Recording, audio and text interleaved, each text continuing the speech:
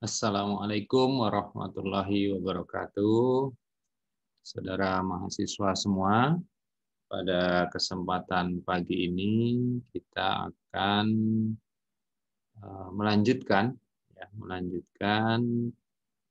perkuliahan kita yang sudah kita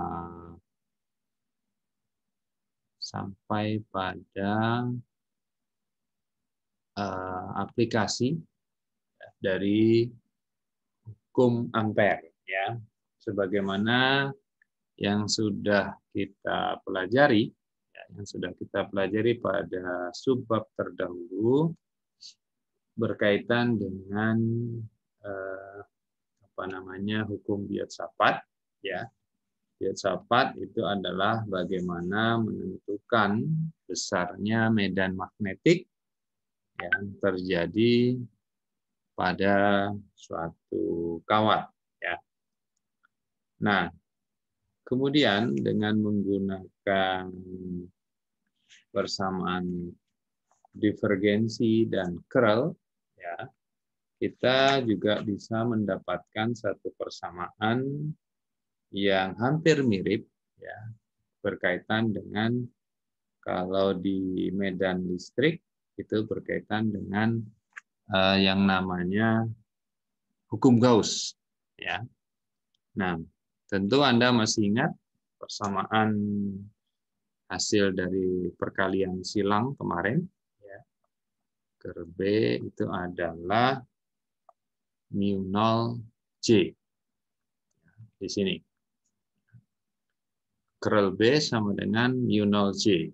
Nah, persamaan ini dikenal dengan nama Ampere Law, ya, atau hukum Ampere. Nah, hukum Ampere tentu karena ini adalah bentuknya adalah perkalian silang, divergensi perkalian silang. Nah, ini adalah hukum Ampere dalam bentuk diferensial, ya. Ini dia berada dalam bentuk diferensial, ya. Hukum Ampere dalam bentuk diferensial. Nah, bisa saja, ya, bentuk ini untuk memudahkan pelaksanaannya, ya, kita membuatnya menjadi satu bentuk integral, tentu dengan menggunakan teorema Stokes, ya. Dengan menggunakan teorema Stokes, tentu juga Anda masih ingat menghubungkan integral bidang dengan integral volume, ya, ini, ya. Nah, ini. Integral bidang dengan integral garis, ya. Integral divergensi B, ini, ya, dot dA, ya, ini akan sama dengan integral tertutup, ya, B dot dl. Nah, ini kan nyata, ya. Oke, ini akan sama dengan mu0 integral J dot dA. Nah, ini. Nah, sekarang yang menjadi konsentrasi kita itu adalah bagaimana kita mendefinisikan integral J dot dA, ya.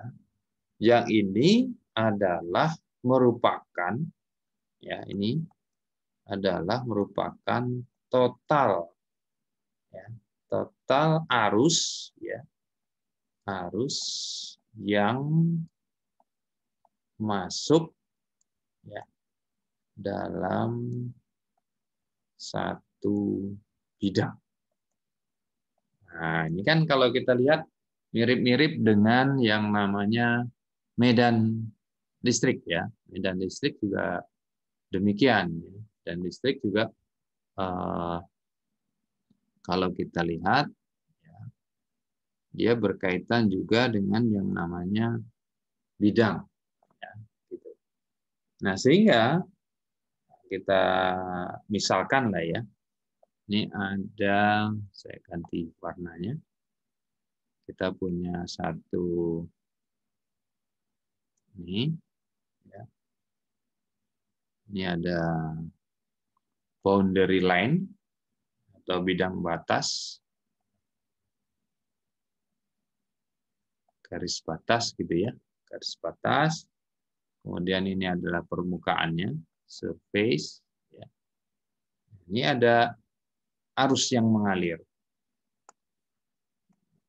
Ini dia. Gitu ya. Ini ada arus, katakanlah J. Jadi kemarin itu disebut dengan rapat arus ya, rapat arus gitu ya, J itu. Nah, sehingga kalaulah kita integralkan secara keseluruhan, tentu ya ini akan menghasilkan integral B dot dl ini akan menjadi ya mu 0, salah saya menggambarkan mu 0-nya, mu 0 ya, dikali dengan JDA itu apa? JDA itu adalah total arus. Ya, maka sama juga dengan I enclosed. Ya, I yang dilingkupi oleh bidang. Ya, bidang mana? Ya bidang boundary line-nya itu tadi. Ya, di sana pembatasnya. Nah, tentu Anda masih ingat ya. Ini mudah sekali mengingatnya. Kalau kita bandingkan dia dengan hukum Gauss, ya, integral E dot dA sama dengan mu 0 per Q, ya kan sama-sama aja itu, mirip-mirip aja dia dengan hukum Gauss. Ya, jadi dalam hal ini ya kita mau membandingkannya ya. Kalau dalam elektrostatik itu kita mencari medannya menggunakan hukum Coulomb, yang ujungnya nanti bantuannya adalah hukum Gauss. Kalau magnetostatik kita menggunakan B itu mencarinya dengan Biot-Savart ya, dan nantinya dibantu juga dengan yang namanya ampere, ya, hukum ampere. Baik, ya saya lanjutkan. Kita lihat contoh.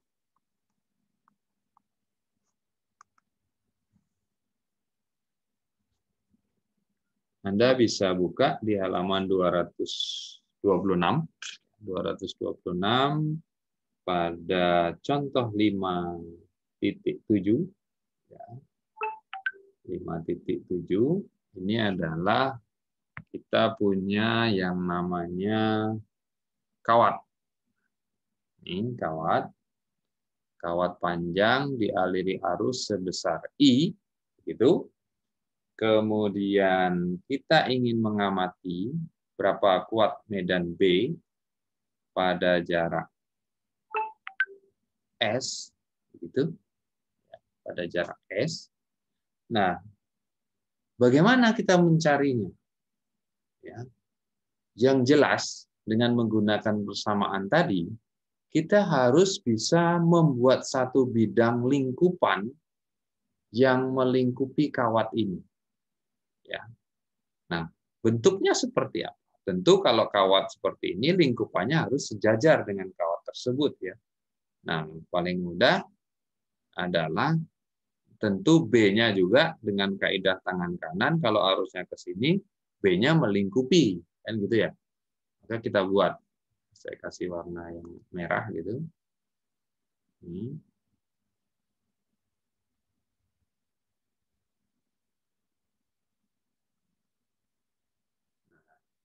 Ini adalah bidang B-nya, ya, bidang B-nya, yang juga sekaligus kita bisa buat dia sebagai bidang ampere. Ya, ini disebut dengan Amperian loop. Kalau kemarin bidang Gauss ya, kalau ini disebut dengan Amperian loop. Sehingga dari sini ya, dengan menggunakan persamaan tadi, integral tertutup B dot DL, B dot DI ya, sorry maaf. Ini sama dengan B integral tertutup DI ya, sama dengan ya, DL, maaf, DL. DL-nya apa? Ya sepanjang lingkaran ini ya, keliling lingkaran jadinya ya. Jadi ini menjadi B dikali keliling lingkaran itu adalah 2pi S ya, yang akan sama dengan mu0 I enclosed. I enclosed itu sendiri sama dengan apa? Ya sama dengan I. Total yang dilingkupi kan cuma I di sini. Sama dengan I. Sehingga bisa kita peroleh B itu sebagai mu0 I per 2pi S. Ya. Nah ini mempermudah kita pencarian ini. Contoh ini kan sudah kita bahas kemarin ya. Kalau kita menggunakan filsafat, matematisnya terlalu tinggi gitu ya. Tapi kalau menggunakan apa namanya hukum ampere ini cukup sederhana sekali ya penyelesaian.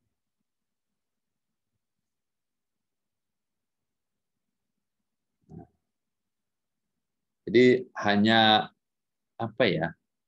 Hanya membutuhkan tenaga yang sedikit gitu untuk bisa menyelesaikannya. Ya, tidak sulit.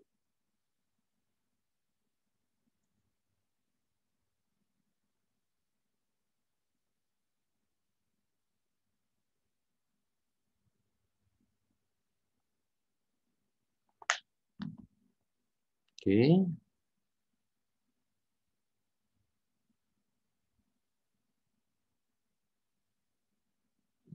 Saya stop share dulu.